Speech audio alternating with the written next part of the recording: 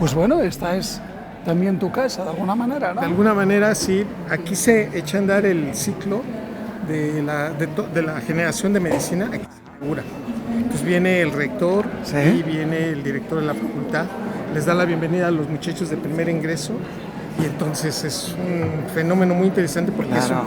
inicio de apego hacia la facultad. Los médicos, los futuros médicos aquí es en donde dicen qué lugar tan histórico y al mismo tiempo tan lleno de tradición. Qué bueno. Así de fácil, doctor. Con este preámbulo casi de novela romántica del 18, ¿se puede explicar en lenguaje llano algo tan complejo como es el proceso del enamoramiento? Tan complejo y a la vez tan sencillo, que es una neuroquímica aplicada y que la vamos entendiendo y a lo largo de la vida disfrutando y entendiendo, que nos damos cuenta que esto puede complicarse tanto y al mismo tiempo después valorar y ver al pasado y decir no valía la pena tanto sufrimiento y tanta amargura y hoy lo puedo disfrutar de diferente manera. Para cada uno de nosotros amor y enamoramiento lo vamos experimentando, lo vamos viviendo y lo vamos conectando de una manera muy especial en el cerebro. Encantado de bailar contigo, sin descanso toda la noche hasta que salga el sol. Encantado de bailar contigo, sin descanso toda la noche es lo que quiero. Pues hoy tenemos con nosotros al doctor don Eduardo Calisto González, todo un rockstar de esto de la comunicación, de las ciencias neurológicas, algo en lo que también confieso un absoluto desconocimiento, pero que con lo que he leído me voy haciendo una idea, un clavado en tu cerebro. Es todo un éxito editorial, lleva hasta el momento 9 ediciones y las que faltan, porque va apenas por el segundo año desde su edición, y luego hablaremos de otro libro más que se llama Amor y Desamor en el cerebro. Pero regresando al tema del que hablábamos, ¿qué piensan o qué dicen o cómo se expresan tus serísimos y sesudísimos compañeros de profesión cuando te ven cómo creces en las redes sociales, cómo tus libros se venden con una exposición tan práctica y tan simple que todos somos capaces de entenderla?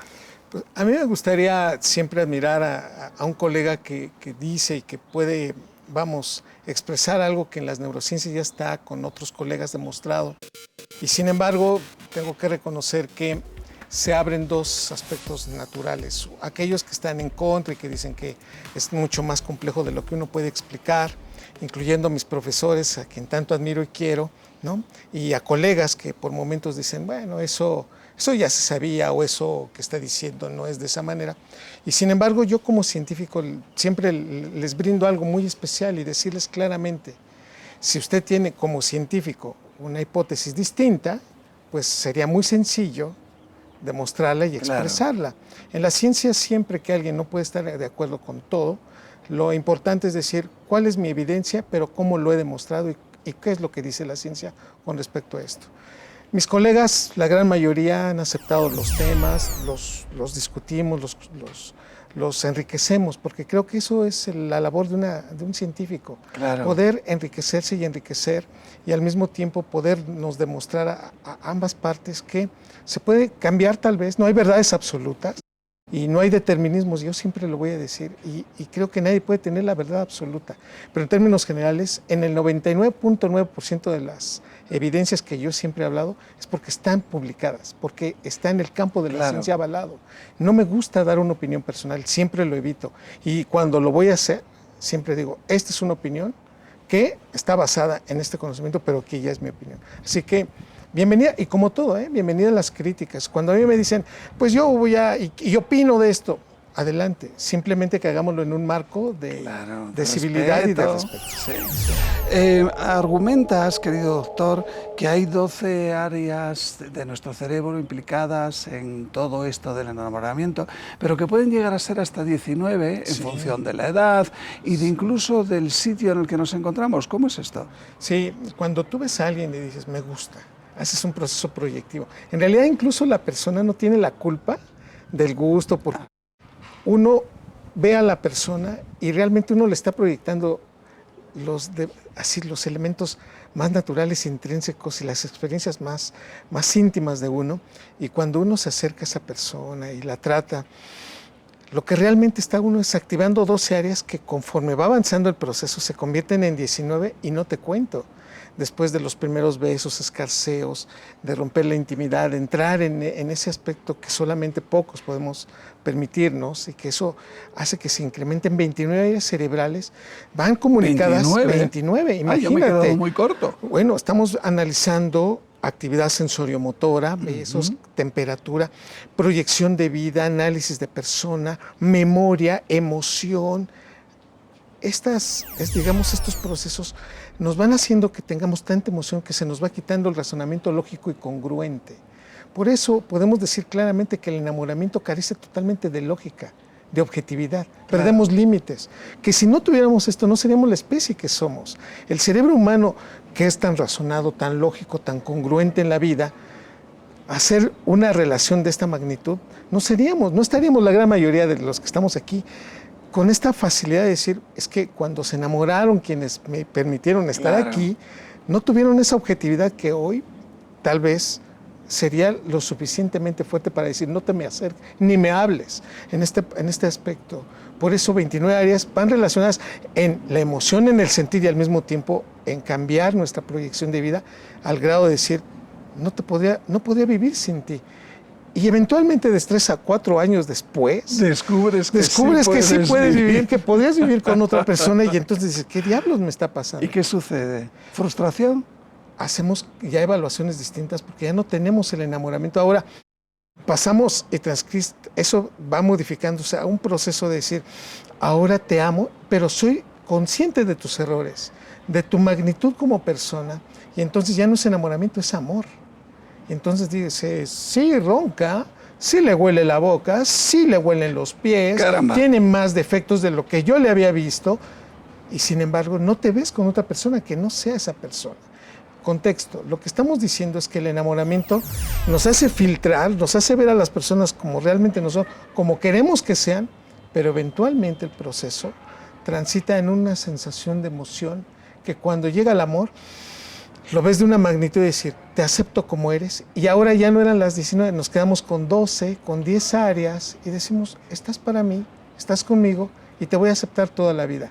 Por eso el concepto de amor es un proceso más poderoso, de mayor construcción, y que lo hemos construido a lo largo de la vida. El amor es un proceso de aceptación. Pero también en ese proceso somos capaces de obviar los defectos, entre comillas, de los demás, porque ellos también lo hacen con los nuestros, nuestra pareja. Exactamente, y nos hacemos coadictos de emociones. Nos hacemos adictos, pero cuando lo compartimos coadictos, porque nos estamos liberando dopamina.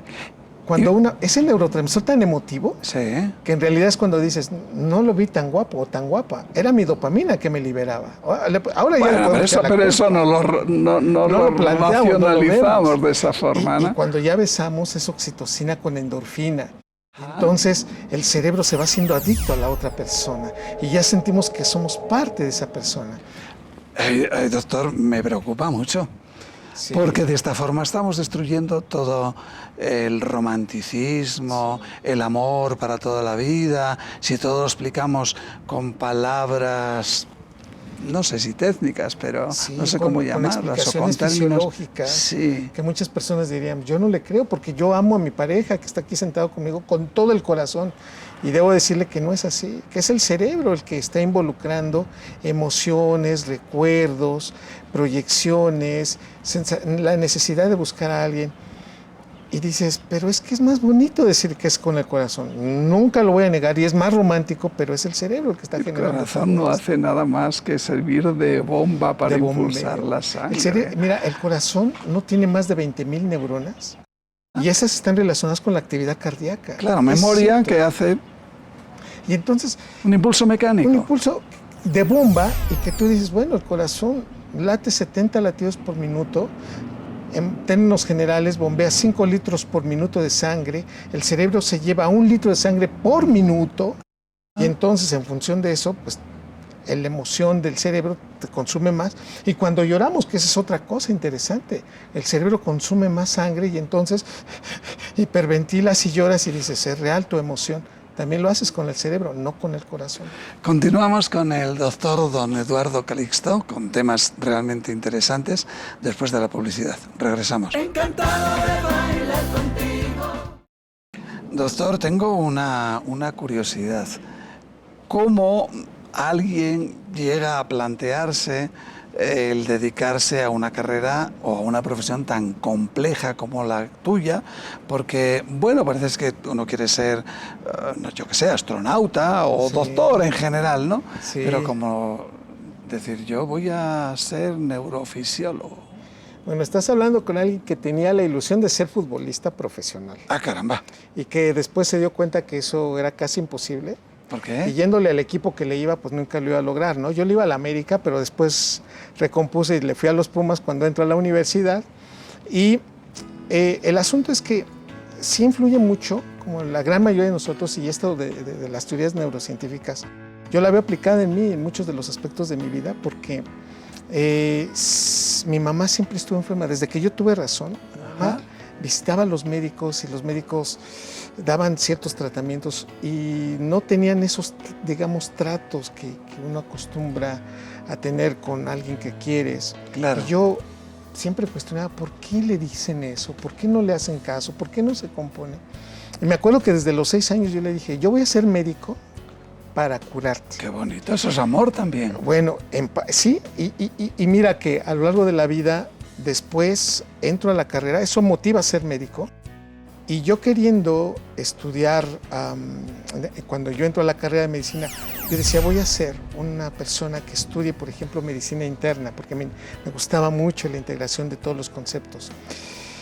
Y me fascina un profesor que me da una clase de bioquímica y me quedo, ¿y usted qué hace? No, pues soy investigador y tengo un laboratorio y te invito si quieres. Bueno, me sedujo desde el punto de vista académico, que dije, quiero esto para mi vida. Y durante 4 años estudiando el hígado y su metabolismo, a la postre mi mamá muere por un cáncer hepático. Vaya. Digo, hay muchas metáforas a lo largo de mi vida. Al 4º año de la carrera me dice, pues ahora que quieres estar ya de tiempo completo conmigo no puedes, porque le acabo de dar la firma a una de tus compañeras, que a la postre es mi amiga, esta mujer me hace que yo busque otras alternativas. Leyendo un libro, voy a hablar con el autor del libro, Simón Brailovsky, le digo, déjeme hacer el servicio social con usted. Yo quiero aprender todo del cerebro. Y bueno, yo en ese entonces tenía el concepto del cerebro de lo que lleva un estudiante de medicina de 4 años en la carrera. No tenía ni la magnitud de lo que iba yo en ese momento a hacer. Estoy hablando que eso pasó hace 26 años. Y él me ve y me dice, pero no te conozco. Le digo, deme una oportunidad. Me quedé en su laboratorio, hice la maestría, hice el doctorado y a punto de terminar el doctorado se muere en un accidente y desafortunadamente eso también cambia mi vida. Y uno de los conceptos básicos es, me doctoro y elijo irme, por azares del destino, a la última ciudad que mi tutor viajó, que fue Pittsburgh. Me quedo 5 años y medio trabajando como postdoctor en la Universidad de Pittsburgh.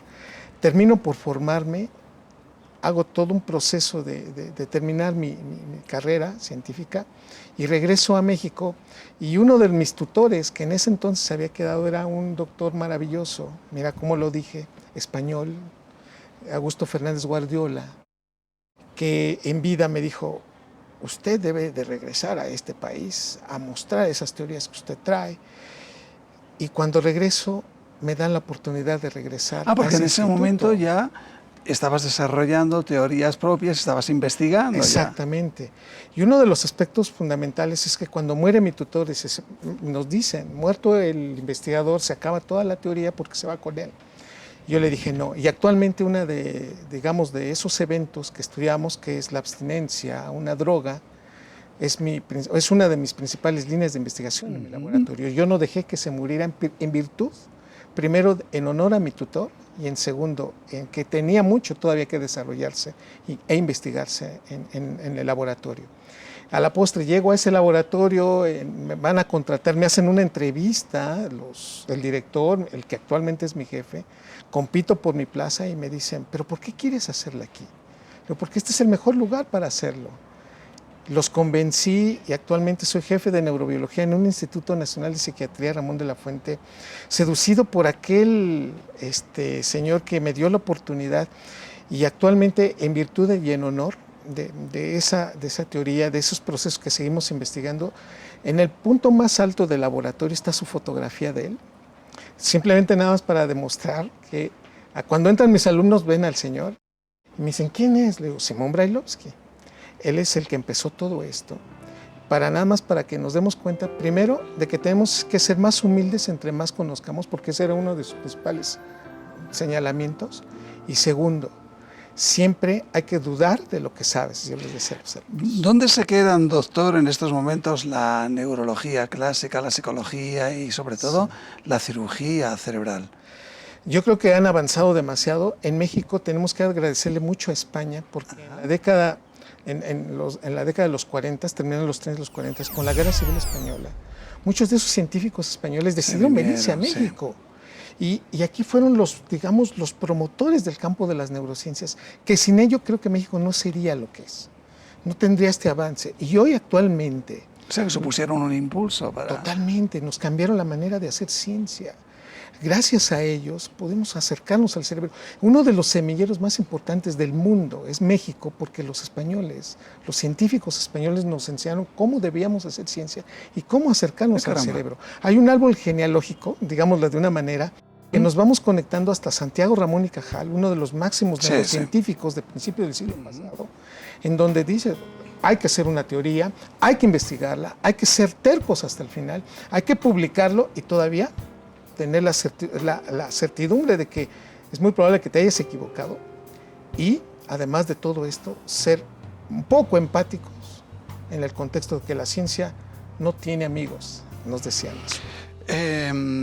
Electroshock, trepanaciones, hoy podemos teorías curiosas con respecto al funcionamiento del cerebro, se ha avanzado mucho, pero ¿en qué punto nos encontramos y en qué punto todas estas metodologías y técnicas quirúrgicas antiguas han sido superadas? Mira, déjame te digo, hoy tenemos el avance de los electrochoques, ya no hacemos electrochoques, sino ahora hacemos microestimulaciones que se pueden utilizar para tratamientos de la depresión, que es una de las principales alteraciones neurológicas. Pero yo creo, perdón, que la gente común, los que estamos en la calle, no sabemos que una depresión tiene cura sin que sea en base a medicamentos. Fíjate, decimos... Que los medicamentos no curan, si no me equivoco. Por supuesto. O ayudan a regresar al estado habitual, pero se tardan 6 meses, 1 año, dependiendo de la persona. Pero hoy te puedo decir abiertamente que no nos damos cuenta, por ejemplo, una depresión puede ser desde que yo me estoy enojando con todos. O sea, oye, ¿por qué hizo eso? Oye, eso no se hace. Oye, te peleas con todo el mundo, estás muy enojado y tienes esa sensación de que no está... Ese es un proceso depresivo, por ejemplo, en los varones.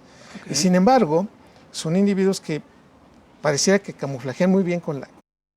Hoy sabemos que la depresión se lleva con tratamiento, pero además con terapia.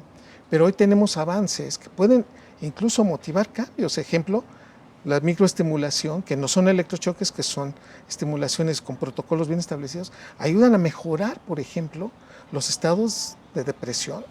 Se sienten mejor en etapas más cortas, en tiempos más cortos. Si nos iban a dar 6 meses de tratamiento, hoy tenemos 1 mes, mes y medio. Caramba. Y las sesiones nos ayudan. ¿Con resultados positivos? Trastornos, por ejemplo, déficit de atención, se ayudan mucho a estos niños. O, por ejemplo, tenemos a individuos que quieren salir de una adicción. La estimulación de nuevo, con estos electrodos, con protocolos establecidos, ayudan a mejorar un estado de adicción. Hoy sabemos que puede haber ya cirugía para algunas patologías como la epilepsia de difícil tratamiento y que podemos quitar el foco epiléptico y si bien puede haber una secuela, lo tenemos y se puede ofrecer a un paciente una situación de mejora o de recuperación y ya no tener ese deterioro neurológico. Nos falta muchísimo por estudiar el cerebro. Claro. Yo creo que estaríamos ni al 10% del conocimiento, pero con esto podemos acercarnos a mejorar. Y desde el punto de vista farmacológico, nuevos medicamentos que pueden hacer que las neuronas que están activas en ese momento, ayudar a recuperar, y no recuperar las que ya se murieron, sino que las que están alrededor estén funcionales para que de alguna manera el individuo pueda tener calidad de vida. Hoy podemos decir que estamos más cerca de eso que hace 10 años, pero todavía nos faltan muchas cosas por establecer. Apasionante tema. Regresamos después de la publicidad. Encantado de bailar contigo, sin descanso toda la noche hasta casa.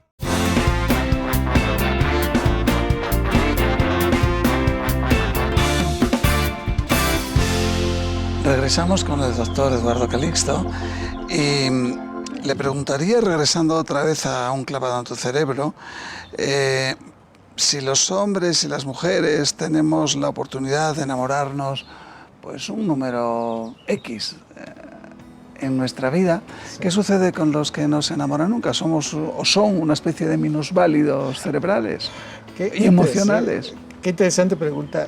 En el Instituto Karolinska, que está en Estocolmo, Suecia, en donde se entrega el premio Nobel, estudios específicos a esto han encontrado que el promedio, independientemente de la cultura en donde estemos, nos vamos a enamorar 7 veces en la vida, 7.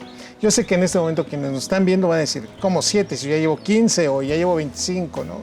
Y alguien que tenga 2 diga, no, bueno. Julio Iglesias. No, bueno, estamos ante esas situaciones que dicen, ¿qué sucedió ahí? Estamos hablando de promedios, que la gran mayoría se ajusta a esta curva de parejas muy significativas en la vida. Y esto no significa que si fueron 10, 15, 20 o 2 estén mal, simplemente que es un promedio. Lo que estamos diciendo es que los primeros enamoramientos son muy fuertes. El primer enamoramiento en la vida es fundamental, eso sí tengo que decir, es el que más enseña. Así que cómo nos fue y cómo resolvimos y cómo hemos pasado esa etapa es para que veamos cómo vamos a hacer después, porque eventualmente aprendemos. Pero sí, efectivamente, una persona que dice, yo nunca me he enamorado, tendremos que analizar porque estaría muy cerca de un trastorno de la personalidad. Ah, caramba. Sí. Específicamente es que sí tendemos, somos como una especie, tenemos un cerebro hecho para enamorarse, para querer y sentirse perteneciente a alguien. Si eso no lo hace, entonces somos tendientes a tener cierta sociopatía o un trastorno que esté relacionado con no poder convivir con otras personas.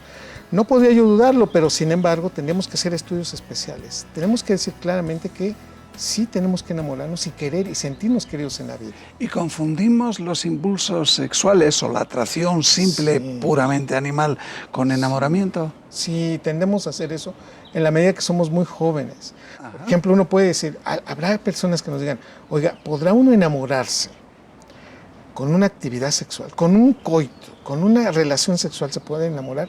Sí. Oiga, eso no es posible, yo no salgo de él. Tenemos que decir que incluso hombres y mujeres se enamoran de forma distinta. Eso lo sabemos incluso por su anatomía y fisiología cerebral. Las mujeres liberan más oxitocina que los varones en promedio. Pues una mujer siente más apego que un varón cuando ya está enamorado con respecto a un varón que dice, sí la quiero, pero como no para vivir juntos. Y cuando ya vivimos juntos, pero a lo mejor no para siempre. Y en ese contexto sí tenemos que ver que estos eventos, una mujer con un orgasmo intenso, con un solo orgasmo intenso coital, con ese individuo que era casual el asunto, al día siguiente dices, que lo amo, es el amor de mi vida. Y entonces todos volteamos a decir, oye, perdona, era sexo casual, creo que estás subestimando o en este caso incrementando lo que sucedió. No, hay que creerle. Una mujer puede tener esta sensación que el hombre no tiene. Y por lo tanto, sí tenemos que decir que así como tenemos esta magnitud de sentirnos enganchados, con alguien que nada más que nos sonríe y dice, es que ya la amo. No, a ver, no exageres, nada más te está sonriendo. Este tipo de situaciones, al grado también de personas que dicen, en mi vida lo voy a volver a hacer. Ya. Y lo terrible es que los seres humanos somos los únicos como especie que se equivocan con la misma piedra más de 2 veces. Y volteamos y le decimos, no, que no te ibas a enamorar. Menos mal, ¿verdad? Esa situación te das cuenta que somos muy inteligentes y al mismo tiempo podemos decir que lo hicimos porque pensamos que sería diferente ahora. Y en cualquiera de los dos casos de esta señora que se enamora de un señor simplemente con un contacto sexual, ¿duraría 3 años también o depende de muchas circunstancias? No, depende de muchas circunstancias. Mira, una mujer es la que elige al hombre. Está claro. La mujer huele una proteína que se llama complejo mayor de histocompatibilidad. Una proteína que está en todas nuestras células, desde la piel hasta nuestros huesos. Y es la proteína que hace el sistema inmunológico detectar las células propias de las que no son.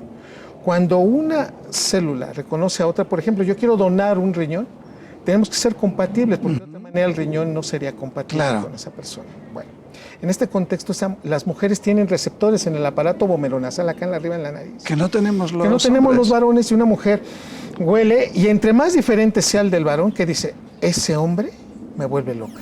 Independientemente de si es guapo, si es feo. Hablaremos de eso. Y entonces voltean las mujeres y dicen, pero ya lo viste bien. Es un hombre horrendo. Es mi hombre. Lo deseo. Ese aspecto no lo tenemos los hombres. Nosotros por eso somos más visuales. Detectamos aspectos anatómicos, ojos, claro, senos, cadera. Lo dices de una forma muy bonita.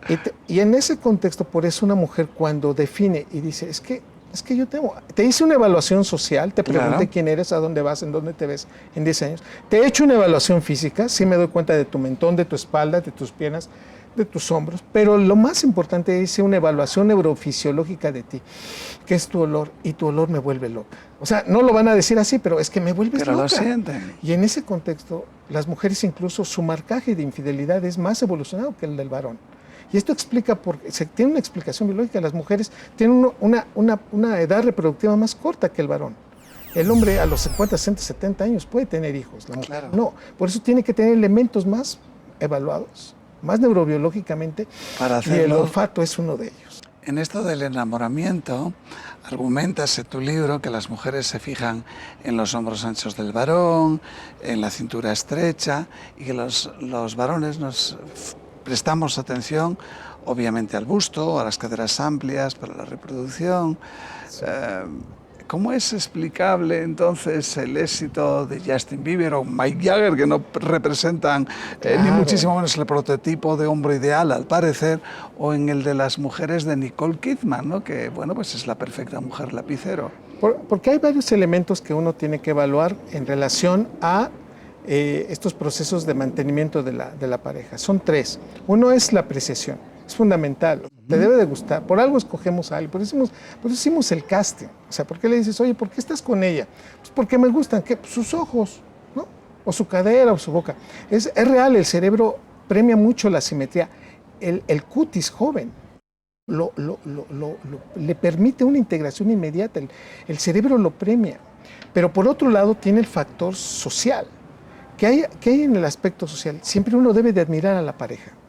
En ese punto sí debo decir claramente que cuando uno admira a la pareja puede ser un ente horrendo. Sí, lo que antes comentabas. Pero sí, dice, oye, ¿quién es tu pareja? Pues fíjate que es el presidente de la compañía. Ah, ya. Oye, ¿quién es tu pareja? Pues fíjate que es el representante de la colonia, pero es mío. En ese punto es admirar a la pareja y que tenga un reconocimiento social. No solamente que lo veas bien tú, sino también los demás. Y esto como especie lo tiene solamente en los humanos. Hay un proceso de esta evolución en los chimpancés, pero en el humano queda muy claro. Cuando tu pareja tiene ese reconocimiento social, y esto lo hizo la Universidad de SUNY en Nueva York, cuando un hombre feo está bien vestido y tiene este reconocimiento social, las demás voltean y dicen, pues no es tan feo, e incluso lo veo cierto atractivo. Y entonces volteamos y decimos, ¿ya ven cómo las mujeres son interesadas? No, tienen una evaluación muchísimo más progresiva en este contexto de que se ve bien el reconocimiento social. Entonces, que te guste, que tenga reconocimiento social, y este reconocimiento social va acompañado de cómo resuelve problemas y cómo lo admiramos. Y en este punto, entonces, tienes estos 3 conceptos: inteligencia, reconocimiento social y gusto. Es por eso que entran muchas parejas que dicen, bueno, los feos podemos tener éxito. Mira que por ahí alguien nos ve, nos huele el complejo mayor histocompatibilidad y además tiene un cierto reconocimiento, claro, y además te admira, y además estos procesos interfieren, y es cuando te dices, pues me gusta mi gordo, fíjese, no es como el que usted dice, que es musculoso, o me gusta mi flaca, fíjese, pero que la admiras, que te ayuda a resolver problemas. Y es por eso que alguien que dice, este complejo mayor, esta compatibilidad, digo, estoy exagerando, sí, sí, ¿no? Este olor de este hombre está maravilloso, pero en casa me está esperando alguien a quien admiro, a quien quiero y a quien le he dado reconocimiento, toma sus cosas y se va a su casa y es fiel. Por eso este procesamiento incluso de la fidelidad es más una construcción social que biológica, porque el cerebro lo reconoce y nos ha ido bien siendo fieles. En términos generales, con estos conceptos, pues entendemos que para ser infiel entonces debes de pasar por algo biológico algo psicológico y algo social. Entonces esto nos llevaría hasta los orígenes de la mujer protectora de los bebés y mantenedora del fuego, y al hombre cazador. Y mantenedor de la seguridad de la familia. Sí, ¿no? por supuesto, y en esa parte tú te das cuenta de algo interesante. Las mujeres son las que son proveedoras de esa fidelidad y decirle, yo no me voy porque tú eres el que ha mantenido esta situación, pero porque además me liberas más oxitocina y no puedo ir a buscarla en otro lado. Este contexto que el varón, entre más testosterona tiene más proclividad de ir a buscar otras parejas sexuales. Por eso los varones, cuando son jóvenes antes de los 25 años, son más propensos a ser promiscuos. De nuevo, no hay ni determinismos, ni siempre va a ser en esta dirección, es lo más común. Y por eso un hombre que tiene un bebé deseado, que tiene un hijo, durante los 3 primeros años de vida del bebé que lo está cuidando, se hace más tranquilo, se quita el factor de ya no voy a ir a buscar a otras mujeres, me quedo aquí a cuidar a este niño, pero después del 3.º o 4.º año de edad el niño ya empieza a ver otra vez así de, qué bonita es María, la de las copias, tiene unas bonitas piernas. Y cuando tú dices, ¿pero cuándo? ¿Y dónde sucede esto? Claro. Esta situación sí va mucho de lo social con lo biológico y cómo se empiezan a hacer determinismos no recíprocos. Claro, pero fíjate que estaba pensando ahora que estamos en ciclos de 3 años. El enamoramiento 3 años, cuando un es papá, otros 3 años. Curioso. Capturas muy bien. Y esto, bueno, los hombres y las parejas tienen sus ciclos críticos, 3 años, y dicen, bueno, ¿me quedo con este hombre o me busco otras alternativas? Y es cuando vienen las crisis, los divorcios, que te das cuenta que tienen esto. Y entonces, y amén de esto, la madurez biológico-social viene también con la corteza cerebral. Si algo nos hace inteligentes y socialmente correctos, es esta corteza cerebral. Esta corteza cerebral en los hombres madura a los 25, 26 años. ¿En las mujeres? En las mujeres a los 22 años promedio. 4 antes. Entonces la mujer llega a etapas de madurez más tempranas que el hombre. Y por eso una mujer suele madurar más rápido y aguantarle tantas cosas cuando un hombre todavía está jugando en hacer videojuegos, en irse con amigos, en tener estas, digamos, salidas rápidas. Una mujer tiende a entender esto y por esta razón valora mucho más algunos aspectos que el hombre dice, se acabó, me voy. Pero oye, tenemos mucho en común, tenemos más que construir. Es más, te acepto en esta condición. No lo aguanto. Aspecto que ya hasta los 26, 27 años el varón promedio empieza a valorar y dice, esta es una situación que si lo hubiera pensado mejor, tal vez nos hubiera ido mejor como matrimonio, como con la experiencia como pareja. Y nos damos cuenta cómo los varones mayores, 4 o 5 años, pueden tener una mejor relación con mujeres menores, porque aunque biológicamente son mayores, neurológicamente equiparan con edad. Pero antes, sin embargo, comentabas que las mujeres son más propensas a la infidelidad que el hombre. Hoy lo tenderíamos a entender mucho mejor, pero aún todavía estamos en esas estadísticas a nivel mundial, 52% de los hombres contra 48% de las mujeres. Todavía las mujeres están discretamente menores. Pensaba que era al revés. Pero lo que sí tenemos que decir es que la mujer es, desde el punto de vista intelectual, desde el punto de vista de inteligencia, deciden mejor su infidelidad que un varón. Si tú le preguntas o le cuestionas a un varón por qué lo hizo, va a pasar de, es que no podía dejar pasar esta oportunidad, es que me encantó, es que era maravilloso, estaba esperando la oportunidad, y ellas lo van a decir de una manera distinta. Es una evaluación muchísimo más concreta y objetiva, y no lo pensé una vez, lo pensé varias veces, ¿no? Y le hice una evaluación con el tiempo que el hombre no hace. Doctor, ¿hacia dónde va la neurociencia? ¿Qué nos espera en los próximos años? ¿En qué nos puede ayudar? ¿En qué nos puede facilitar la vida? ¿En qué nos va a solucionar los problemas de la mente? Yo valoro mucho que la neurociencia todavía se va a diversificar. Cuando Obama estuvo como presidente, declaró la década de los 2000 como la década de las neurociencias. Creo que se quedó corto. Yo diría que es el siglo de las neurociencias. ¿Hacia dónde vamos? A entender mejor nuestros trastornos de la personalidad. ¿Por qué soy como soy? ¿Y cuál es mi edad vulnerable? ¿No? ¿Cuál fue mi edad vulnerable? No solamente entender cómo soy ahora, sino cómo me puedo ayudar. ¿Por qué tengo depresión? ¿Por qué tengo rasgos de sentirme enojado por momentos? ¿Por qué mi papá o mi mamá heredé ese carácter y para qué me sirve? Si yo le pregunto, ¿cómo eres? Te vas a dar cuenta que eres o como papá o como mamá. Y hay un factor genético, pero sin embargo también influye cómo la vida te va llevando. Las neurociencias nos van a decir qué etapa es vulnerable, qué podemos mejorar para tener una mejor salud mental. Uno, vamos a entender, espero, mejor a las enfermedades neurodegenerativas que hoy nos están dando con todo y que antes no veíamos. Alzheimer, Parkinson y sobre todo la depresión. Entender mejor la depresión y dar mejoras para el tratamiento de depresión.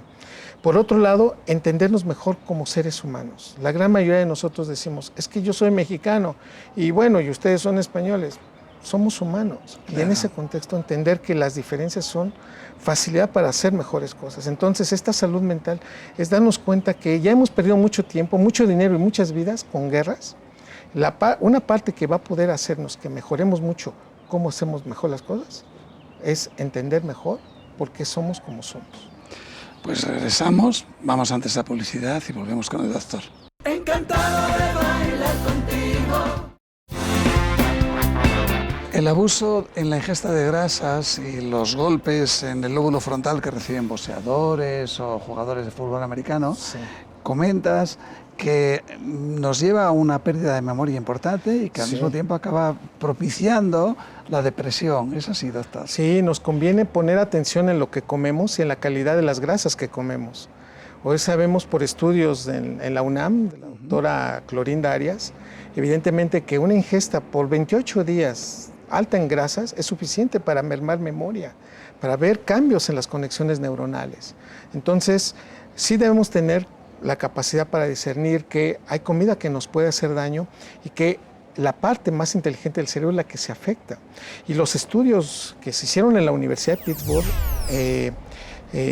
demuestra claramente que la microencefalopatía por traumatismo que se descubre en los jugadores de la NFL cuando decían, bueno, esto le va a romper muchísimo, tanto económicamente como a los seguidores del fútbol americano, que es una manera muy espectacular de ver la afición allá, que está en contra de eso. Bueno, esto modificó la manera como se juega, las reglas de este juego, pero nos dimos cuenta que también pasa y sucede en jugadores de fútbol, soccer, con pegarle al balón y estas circunstancias aparecen las demencias, por ejemplo, se empiezan a olvidar las cosas recientes para darnos cuenta que cómo se va mermando la memoria y se afecta el lóbulo frontal. Entonces, ¿una pérdida de memoria es un inicio de demencia? Por ejemplo, sí, y nos damos cuenta, un estrés sostenido, que ni nos damos cuenta, llega todos los días a las 7 de la mañana, llegas muy nervioso, no desayunaste, estás todo el día recibiendo impactos, de noticias desagradables y te das cuenta que lo normalizamos y que ya no dormimos bien, que ya no comemos bien, que hacemos atracones de comida y después nos damos cuenta que lo primero que se nos va son los eventos recientes. Sabes muy bien lo que pasó cuando tenías 15 años, el nacimiento de tu hijo, cuándo fue la fiesta de tu boda, pero se te olvida qué comiste ayer. Y entonces te das cuenta dónde dejaste el coche, y entonces te das cuenta que no pagaste la cuenta, y entonces te das cuenta que algo malo está pasando. La memoria ¿Y es recuperable, doctor? Ahí tenemos que decir, hay etapas en que sí pueden y hay etapas en que ya no. Desafortunadamente, cuando ya llegaste a esta etapa, difícilmente puedes decir, se puede ser, digamos, retroactivo y tratar de enmendar. No. Ya hay un daño permanente y te das cuenta que es lo primero que se empieza a afectar. Nos damos cuenta, y una de nuestras investigaciones que sacamos aquí en México, te das cuenta que también se afecta el olfato. Uno de los primeros datos iniciales de que algo no está bien es que ya no hueles y que las demencias empiezan con trastornos en el oler. Entonces, oye, ¿qué no hueles? Está oliendo a gas. Y tú, no, pues no. O huele mucho excremento aquí. No lo huelo. O el café, no lo olí. Son datos interesantes que nos damos cuenta que el cerebro hace y que manda señales. ¿Es selectiva la pérdida de olfato? Lo explico mejor. Sí. De repente puedes no tener un sentido del olfato acusado con respecto al café, que lo acabas de mencionar, o a determinado, y otras sí lo tienes, en este caso, como exacerbado. Sí, se puede hacer para algunas sustancias y no para todo. Okay. Eso ya se ha demostrado, pero en lo general es prácticamente para todo. El fenómeno se le llama anosmia, dejan de oler y también y cambian el sentido del gusto porque no están oliendo adecuadamente. Y con respecto a la contaminación ambiental que comentas que afecta al envejecimiento del cerebro, las sociedades urbanas como esta en la que tenemos la suerte de estar viviendo, ¿no? Envejeceremos muchísimo antes que los que viven en un pueblecito en la montaña. Lo dices muy bien. Hablando. Por ejemplo, hoy encontramos residuos de ferretina, o sea, de hierro, en el cerebro. Tú dices, no, o sea, eso es una locura. Plomo también, ¿no? De la gasolina, lo de los puedes combustibles. detectar y tú dices, ¿en qué momento se metió mi cerebro? A través del olfato, de la contaminación. Hoy sabemos que hay una relación directamente proporcional al número de partículas suspendidas con los niveles de violencia de las ciudades. El día que las partículas suspendidas, el día que hay más contaminación, ese día hay más asesinatos, robos y violencia en la ciudad. Esto nos debe de llamar poderosamente la atención porque desafortunadamente uno dice, no, pues a mí no me afecta. Tal vez a ti no, pero hay personas que son más vulnerables y susceptibles y entonces generan estados de agresión y un fenómeno que puede detonar en otro y es una cascada de un proceso de contaminación que sí tiene que ver con la salud mental. No, y aparte con los pulmones y los ya nos vamos al aparato respiratorio, sí. Es bien complejo, ¿no? Sí. Doctor, yo tengo aquí una pregunta que me han pasado, que es la glándula pineal. Qué hermosa glándula. Es una glándula que va a lo largo de la vida, va madurando con nosotros, es una inmunorreguladora porque tiene relación con el sistema inmunológico y al mismo tiempo produce una hormona maravillosa que se llama melatonina. La melatonina todos la producimos al momento de irnos a dormir. Con melatonina descansamos, con melatonina el cerebro captura radicales libres y entonces evita, por ejemplo, en las primeras etapas de la vida, que el cerebro envejezca. Si algo le debemos de agradecer a la glándula pineal es que nos regula la manera como dormimos y cómo el cerebro se recupera de eventos catastróficos como vivir una mala experiencia, de un viaje incluso, o de situaciones estresantes. La glándula pineal es uno de los primeros datos de nuestro envejecimiento cerebral cuando ésta se calcifica. Y en un momento determinado, cuando se calcifica, entonces la producción de melatonina se empieza a ir a otros lados del cerebro, pero entonces nos damos cuenta que después de los 35 o 40 años, empezamos a perder todos los días de 5,000 a 15,000 neuronas. Todos los días. Y si no duermes más, son más. Y si bebes alcohol, son más. Y si fumas, son más. Bueno, júntalos, meses, días, años, y dices, caramba, ¿qué le está quitando vida a mi cerebro? Años a mi cerebro. Pues esos hábitos que no has llevado. Y uno de los elementos que hoy sabemos es que si le otorgas melatonina, incluyendo exógena, puedes mejorar esas condiciones. Digo, no estamos haciendo una apoteosis de la melatonina, pero hoy sabemos que es un regulador de lo que está bajo, lo incrementa y lo que está alto lo disminuye. A nivel cerebral es maravillosa.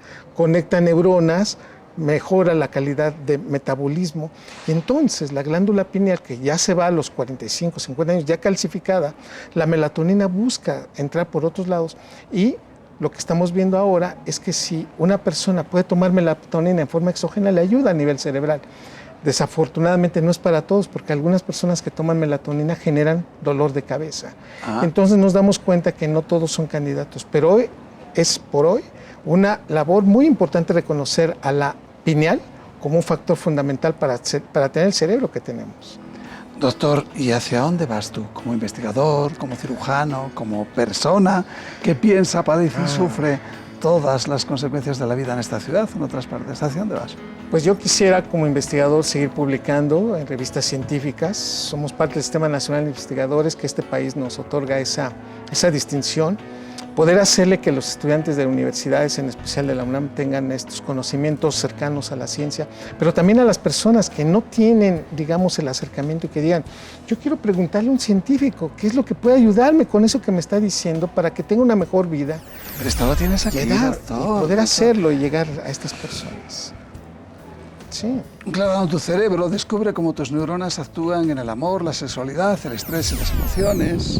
Otro que se llama Amor y desamor en el cerebro, descubre la ciencia de la atracción, del sexo y el amor. Sí. Yo te pediría que siguieras escribiendo, para que siguieras ilustrándonos y que, sobre todo para explicarnos con conceptos simples algo tan complejo como es el funcionamiento de nuestro cerebro. Y para mí siempre será un honor poder platicar contigo, con nuestros amigos que nos ven y aquellas personas que digan, sí se puede hacer neurociencia de calidad en este país y que podemos cambiar siempre y cuando el cerebro tenga esa posibilidad de querer hacerlo. Pues doctor, ha sido un placer tenerte con nosotros. Gracias. Espero repetir muy pronto porque seguramente tienes preparada alguna otra cosa. Sí. Y a ustedes les recomiendo que lean estos 2 libros. Son maravillosos y explican mucho de nuestro comportamiento de una forma racional y lógica.